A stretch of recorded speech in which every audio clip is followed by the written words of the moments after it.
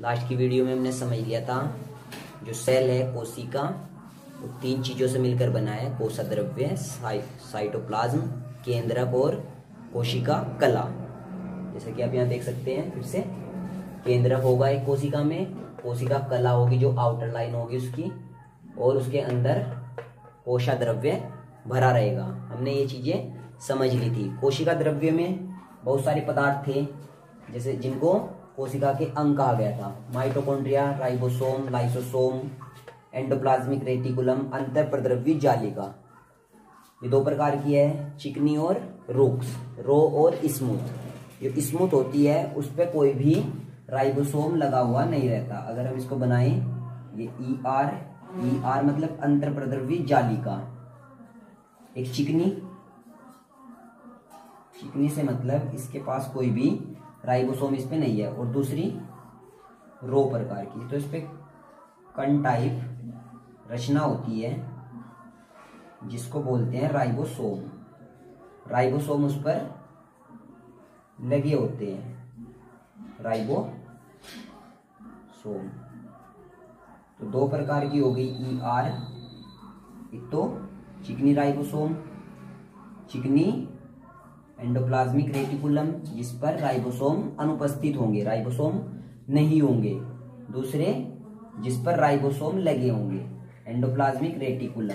तो दो प्रकार की हो गई। अंतःप्रद्रव्य जालिका दो प्रकार की होती है, एक तो चिकनी अंतःप्रद्रव्य जालिका, दूसरी रो रूक्ष अंतःप्रद्रव्य जालिका। जो रो होती है उस पर राइबोसोम चिपके रहते हैं, राइबोसोम के कण उस पर चिपके रहते हैं, इसी कारण वो खुरदरी लगती है। कैसी लगती है? खुरदरी। खुरदरी अंतःप्रद्रव्य जालिका उसको बोलते हैं। और जिस पर कोई भी राइबोसोम नहीं होता उसको चिकनी अंतःप्रद्रव्य जालिका बोलते हैं, एंडोप्लाज्मिक रेटिकुलम बोलते हैं। ये जो चिकनी एंडोप्लाज्मिक रेटिकुलम होती है, चिकनी अंतःप्रद्रव्य जालिका होती है, इसका कार्य होता है कोलेस्ट्रॉल का निर्माण करना, वसा का निर्माण करना, आदि पदार्थों का ये निर्माण करती है। और जो राइबोसोम जिस पर लगे हुए होते हैं ER पर, उसका कार्य होता है प्रोटीन का निर्माण करना, क्योंकि राइबोसोम जो है प्रोटीन का निर्माण करता है। और जो अंतःप्रद्रव्य जालिका होती है वो एक स्थान से दूसरे स्थान तक किन्हीं पदार्थों को ले जाती है। जो पदार्थ बनते हैं साइटोप्लाज्म में, उनको एक स्थान से वो दूसरे स्थान तक ले जाती है। और एक ये जो है ER में ही लाइसोसोम के लिए क्या बना था? एंजाइम बना था। ये हमने पिछली वीडियो में सब पढ़ लिया था। हमने समझ लिया है जो अंतःप्रद्रव्य जालिका है वो दो प्रकार की होती है, एक तो स्मूथ ER चिकनी अंतःप्रद्रव्य जालिका, दूसरी रूक्ष ER रो एंडोप्लाज्मिक रेटिकुलम। जो रो है उसका कार्य है प्रोटीन का निर्माण करना, क्योंकि उस पे राइबोसोम लगे रहते हैं। जो चिकनी अंतःप्रद्रव्य जालिका है उसका कार्य आपका वसा का निर्माण करना, कोलेस्ट्रॉल और स्टेरॉइड जैसे आदि पदार्थों का निर्माण करना। और जो ER है ये कोशिका को सहारा प्रदान करती है, मतलब यांत्रिक ढांचा प्रदान करती है। और इसका कार्य एक और होता है सेल के अंदर विभिन्न पदार्थों का स्थानांतरण, मतलब एक पदार्थ का स्थानांतरण ये दूसरे जगह या दूसरे सेल में कहीं भी करती है। पदार्थों के ले जाने का कार्य भी किसके द्वारा होता है? एंडोप्लाज्मिक रेटिकुलम ER के द्वारा सेल में होता है। इसके बाद हमारा टॉपिक है लवक। अब हम पढ़ेंगे लवक। लवक जो है वो जंतु कोशिका तो अनुपस्थित होता है और पादप कोशिका में उपस्थित होता है। लवक जो है वो पादप कोशिका में तीन प्रकार के लवक पाए जाते हैं, हरित लवक, वर्णी लवक, अवर्णी लवक।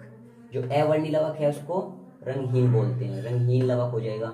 वर्णी लवक क्रोमोप्लास्ट, हरित लवक क्लोरोप्लास्ट, अवर्णी लवक ल्यूकोप्लास्ट बोलते हैं। लवक का कार्य है रंग देना।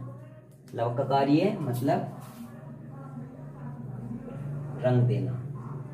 तो रंग किसको देगा? पेड़ पौधों में देगा। जैसे हरित लवक है, अब हरित लवक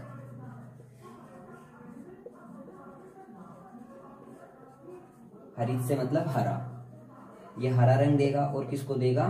पेड़ पौधे की पत्तियों में, पेड़ पौधे की पत्तियों को जो है हरा रंग देंगे। क्लोरोप्लास्ट। पेड़ पौधों की पत्तियों का रंग जो हरा होता है वो होता है हरित लवक के कारण, जिसको क्लोरोफिल बोलते हैं। क्लोरोफिल के कारण पेड़ पौधों की पत्तियों का रंग हरा होता है।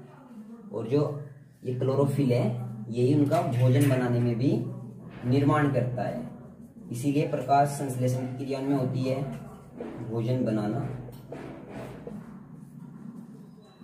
जो हरित लवक है उसका मेन काम है पत्तियों को हरा रंग प्रदान करना, पेड़ पौधों को हरा रंग प्रदान करना, और दूसरा उसमें भोजन बनाने में वो हेल्प करता है।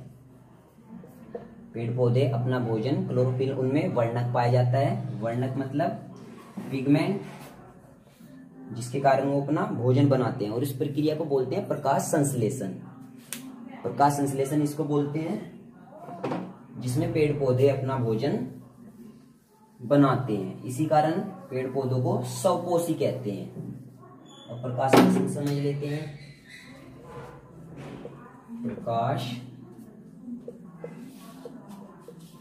संश्लेषण, तो प्रकाश संश्लेषण है उसमें पेड़ पौधे अपना भोजन बनाते हैं। किसकी उपस्थिति में? सनलाइट। सनलाइट मतलब सूर्य का प्रकाश। सूर्य का प्रकाश। क्लोरोफिल उनमें होता है, अभी बताया। क्लोरोफिल उनमें पाया जाता है जिसको बोलते हैं हरित लवक। हरित लवक उनमें पाया जाता है। 6CO2 plus 12H2O, carbon dioxide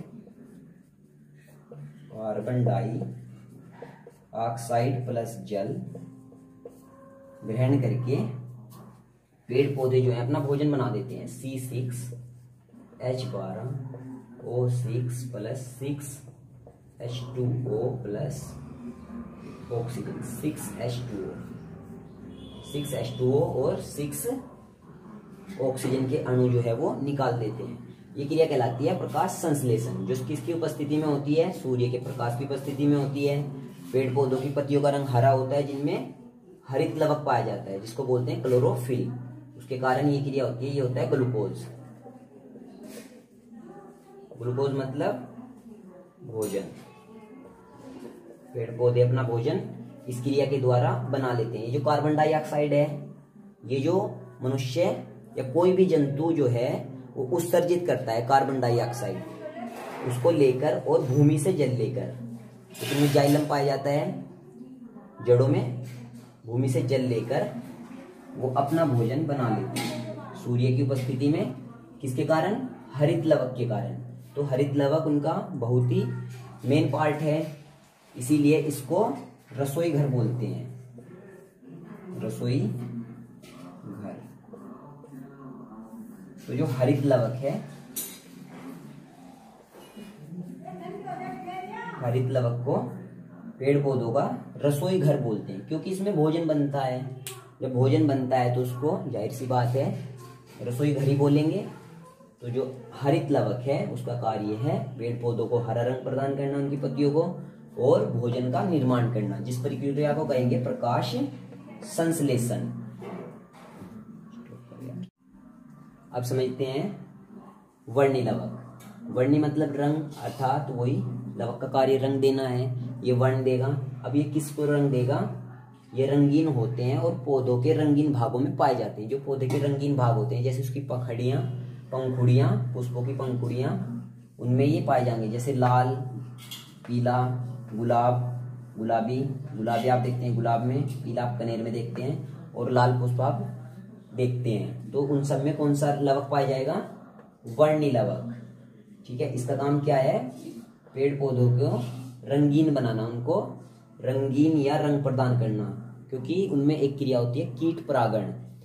जो कीट होते हैं उनके लिए परागित करते हैं, उनको परागण का कार्य करते हैं, और उनकी तरफ आकर्षित वो इसीलिए होते हैं क्योंकि वो रंगीन होते हैं। पुष्प जो होते हैं रंगीन होते हैं। रंगीन क्यों होते हैं? इस वजह से वर्णी लवक उनमें पाया जाता है, इसलिए जो पुष्प होते हैं वो रंगीन होते हैं और कीटों को अपनी तरफ आकर्षित करते हैं ताकि परागण क्रिया उनमें हो सके। इसके बाद अवर्णी लवक। ए से मतलब रहित, अब्सेंट, अब्सेंट और वर्ण कहने से मतलब इनमें कोई रंग नहीं, अर्थात ये होंगे रंगहीन। कैसे हो जाएंगे? जो अवर्णी लवक है वो रंगहीन हो जाएगा, उसमें कोई रंग नहीं होगा। जैसे आप आलू देखते हैं, आलू में ज्यादातर कोई रंग नहीं है, आलू बस ऐसे ही है। बाकी इनका काम क्या होता है? इनका मेन काम होता है खाद्य पदार्थों का संचयन करना। खाद्य पदार्थों को ये अपने में संजोए रखते हैं, मतलब इकट्ठा करते हैं। जैसे एमिलोप्लास्ट वो मंड या स्टार्च का संग्रहण करता है, उसको संग्रहण करता है मतलब उसको स्टोर करता है। क्या करता है? स्टोर करना। इनका कार्य क्या है? स्टोर करना, संग्रह करना। एल्यूरोप्लास्ट, जो एल्यूरोप्लास्ट लवक है उसमें प्रोटीन होगा। किसका संग्रहण करेगा? वो प्रोटीन का संग्रहण करेगा। इलियोप्लास्ट, जो इलियोप्लास्ट लवक है उसमें तेल और वसा का संग्रहण होगा। तो ये कार्य किसके हो गए? अवर्णी लवक के। हमने समझ लिया जो लवक है 3 प्रकार का है और लवक केवल कहां पाया जाएगा? ओनली प्लांट सेल में। किस सेल में? प्लांट्स कोशिका में, पेड़ पौधों की कोशिकाओं में पाया जाएगा। जंतु सेल में ये अब्सेंट होगा, मतलब जंतु कोशिकाओं में लवक नहीं पाया जाएगा। और 3 प्रकार के होंगे, वर्णी लवक, अवर्णी लवक और हरित लवक।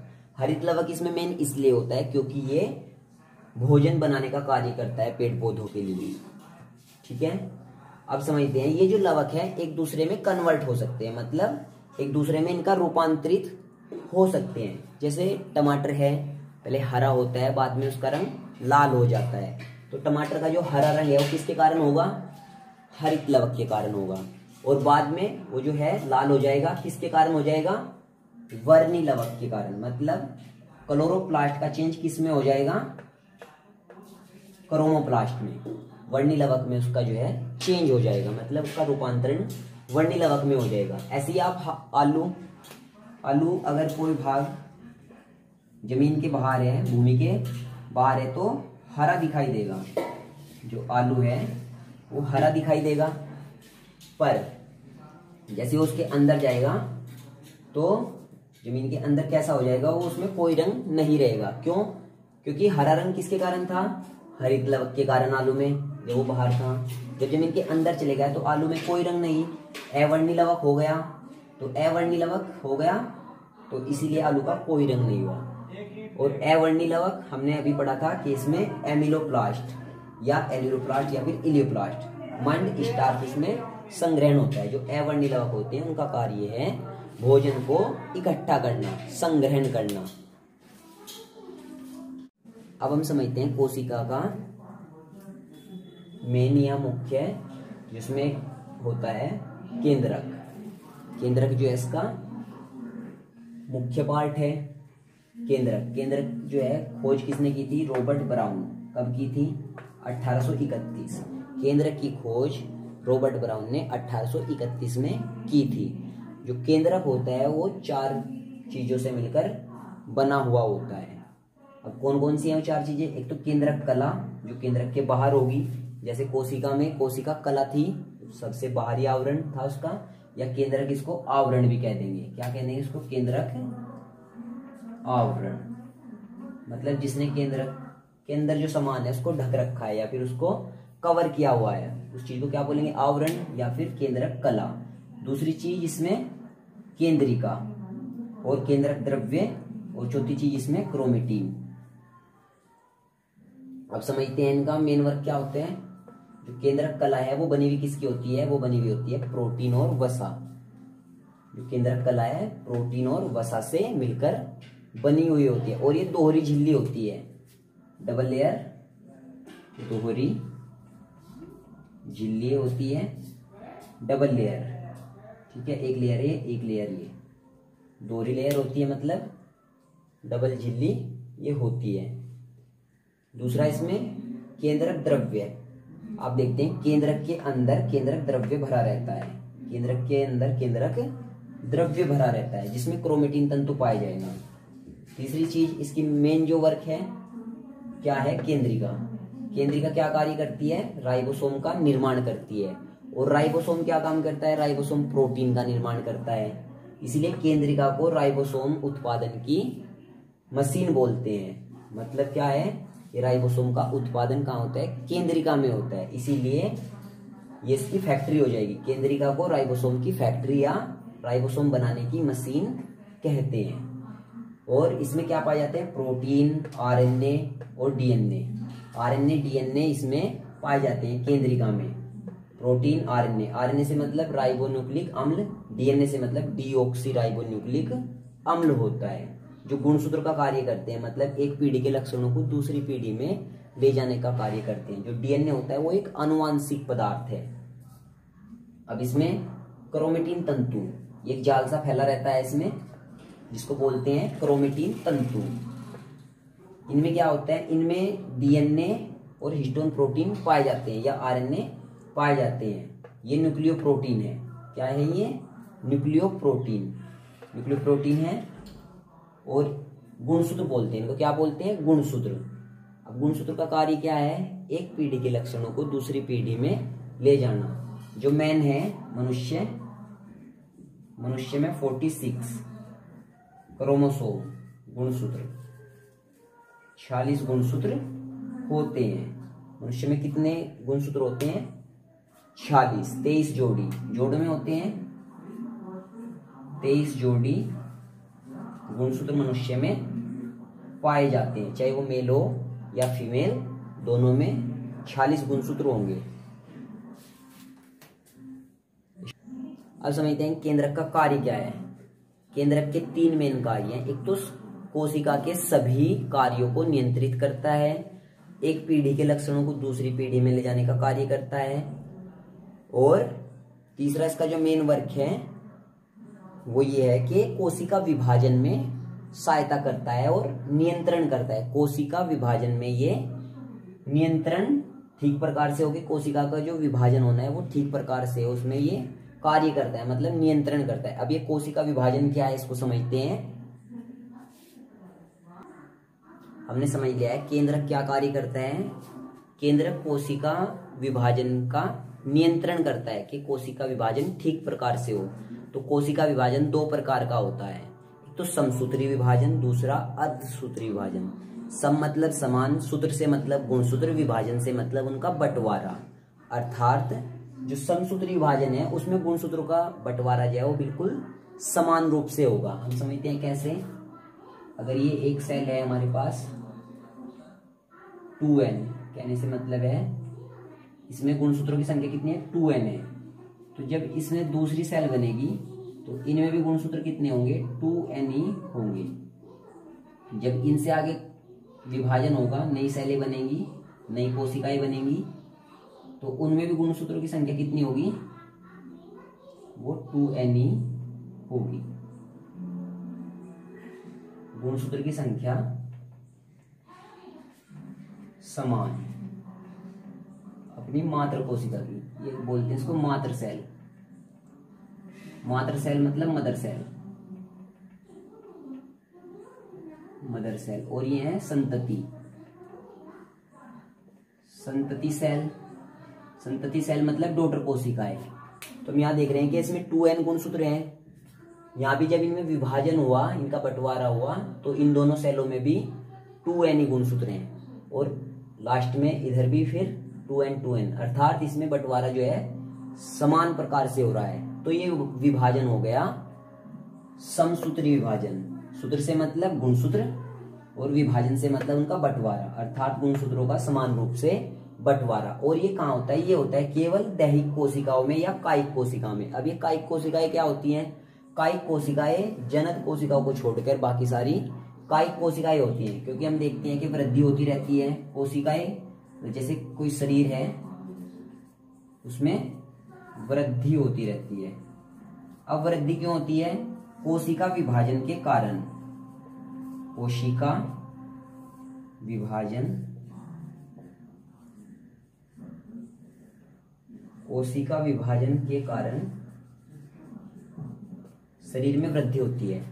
हम देखते हैं जब कोई छोटा बच्चा होता है, वो छोटा होता है, उसके बाद उसकी कोशिकाएं बढ़ने लगती हैं, मतलब विभाजन होने लगता है और उसके शरीर में वृद्धि हो जाती है। तो ये वृद्धि क्यों होती है? क्योंकि उसकी कोशिका जो है वो डिवाइड हो रही है, मतलब विभाजित होकर नई सेल बन रही है। तो जो कायिक कोशिका है, शरीर की वृद्धि होना, ये क्या है? कायिक कोशिका का मतलब उदाहरण है। और किसका उदाहरण है? समसूत्री विभाजन का ये एक एग्जाम्पल है, उदाहरण है। इसमें हमने क्या देखा कि जो गुणसूत्र हैं उनमें संख्या समान रही।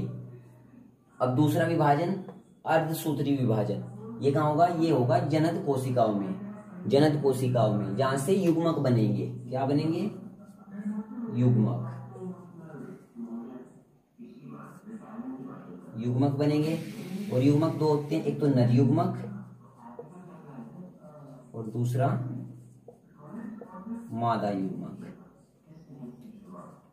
युग्मक बनेंगे और उनमें गुणसूत्रों की संख्या आधी हो जाएगी, अपनी मात्र कोशिका से आधी हो जाएंगी। अगर हम इसको समझते हैं, ये 2n, ये n और ये n, तो यहाँ पे क्या है? गुणसूत्र की संख्या आधी हो जाएगी अपनी मात्र कोशिका से।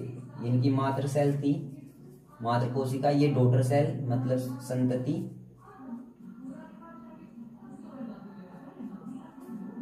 संतति सेल। तो इसमें गुणसूत्रों की संख्या आधी हो जाएगी। जैसे मनुष्य होता है, जो मनुष्य होता है उसमें जब अर्धसूत्री विभाजन होता है तो उसमें गुणसूत्रों की संख्या आधी हो जाती है। कैसे? 46 गुणसूत्र होते हैं मनुष्य में। जब इससे युग्मक बनते हैं तो ये n, ये n, 23 ये, 23 ये। तो गुणसूत्रों की संख्या अपनी मात्र कोशिका से आधी होना, गुणसूत्रों की संख्या अपनी मात्र कोशिका से आधी होना क्या हो जाएगा? अर्धसूत्री विभाजन हो जाएगा। और किसमें होगा? ये केवल जनन कोशिकाओं में। जनन कोशिकाएं जो युग्मकों का निर्माण करेंगी। किसका निर्माण करेंगी? युग्मकों का। जैसे नर युग्मक, ये आपका अगुणित है, और मादा युग्मक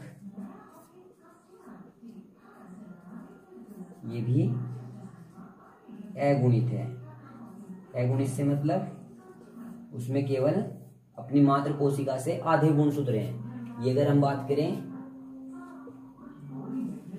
मात्र सेल और ये डॉटर सेल, अगर बात करें ये कोई भी मेल या फिर फीमेल हो सकता है, जिसमें ये मैन का एग्जांपल हमने लिया है, मैन, ये मेल भी हो सकता है या फीमेल भी हो सकता है। अगर इसमें अर्धसूत्री विभाजन हो रहा है तब इसमें गुणसूत्रों की संख्या आधी हो जाएगी अपनी मात्र सेल से। 46 थी, 23 यहाँ पे और 23 यहाँ पे। युग्मकों में गुणसूत्रों की संख्या आधी, यही अर्धसूत्री विभाजन होता है। तो